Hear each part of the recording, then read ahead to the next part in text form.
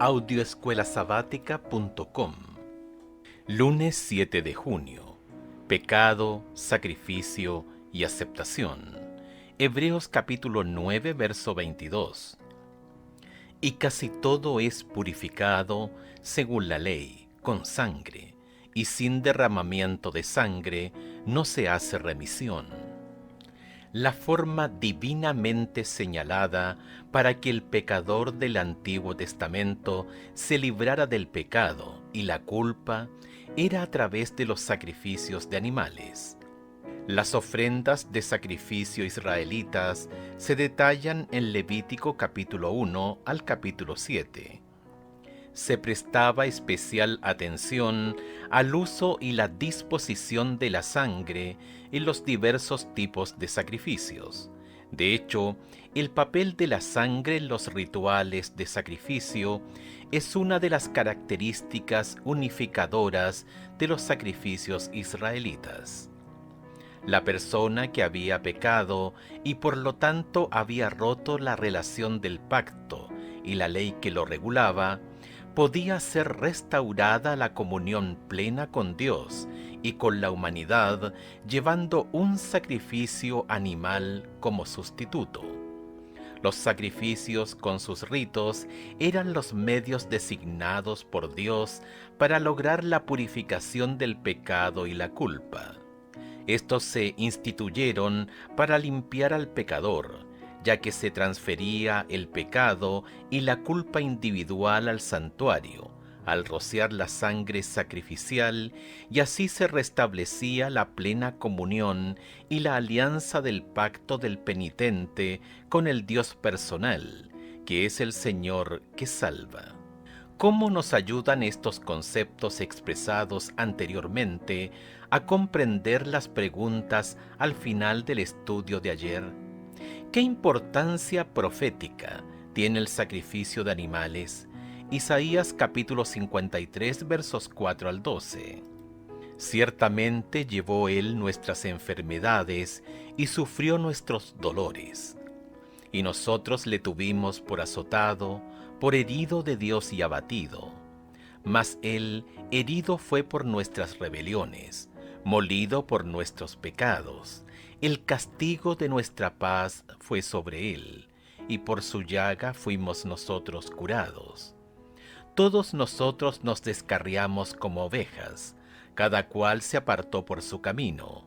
Mas Jehová cargó en él el pecado de todos nosotros. Angustiado él y afligido, no abrió su boca. Como cordero fue llevado al matadero, y como oveja delante de sus trasquiladores, enmudeció, y no abrió su boca. Por cárcel y por juicio fue quitado, y su generación, ¿quién la contará? Porque fue cortado de la tierra de los vivientes, y por la rebelión de mi pueblo fue herido. Y se dispuso con los impíos su sepultura, mas con los ricos fue en su muerte, aunque nunca hizo maldad, ni hubo engaño en su boca. Con todo eso, Jehová quiso quebrantarlo, sujetándole a padecimiento. Cuando haya puesto su vida en expiación por el pecado, verá linaje, vivirá por largos días, y la voluntad de Jehová será en su mano prosperada. Verá el fruto de la aflicción de su alma, y quedará satisfecho. Por su conocimiento justificará mi siervo justo a muchos, y llevará las iniquidades de ellos. Por tanto, yo le daré parte con los grandes, y con los fuertes repartirá despojos, por cuanto derramó su vida hasta la muerte, y fue contado con los pecadores, habiendo él llevado el pecado de muchos, y orado por los transgresores.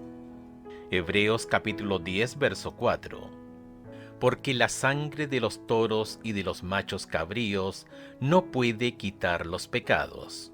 Los sacrificios de animales del Antiguo Testamento eran el medio ordenado por Dios para librar al pecador del pecado y la culpa. Cambiar el estatus al pecador de culpable y digno de muerte a perdonado y restaurado en la relación de pacto entre Dios y el ser humano. Pero había un sentido en el que los sacrificios de animales eran de naturaleza profética. Al fin y al cabo, ningún animal era un sustituto adecuado para expiar el pecado y la culpa de la humanidad. El autor de Hebreos lo dice con estas palabras: la sangre de los toros y de los machos cabríos no puede quitar los pecados. Hebreos capítulo 10, verso 4. Por lo tanto, el sacrificio de un animal tenía por objeto despertar el anhelo de la venida del siervo divino humano de Dios, que moriría en sustitución de los pecados del mundo. Es mediante este proceso que el Señor perdona y acepta al pecador y se establece la base de la relación del pacto.